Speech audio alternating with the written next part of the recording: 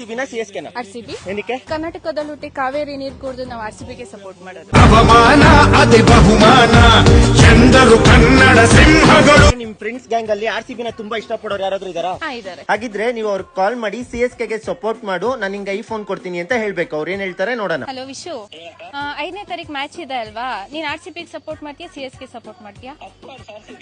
ನೀನ್ CSK support ಮಾಡಿದ್ರೆ iPhone ಕೊಡ್ತೀನಿ. ಯಾರಿಗ್ ಬೇಕಾ ಐಫೋನ್? 11 ಜನ RCB-ಗೋಸ್ಕರ ಪ್ರಾಣನೇ ಕೊಟ್ಟವರಂತೆ, ನಾವು RCB-ಗೆ ಸಪೋರ್ಟ್ ಮಾಡ್ತೀರಾ ಇರ್ತೀರಾ?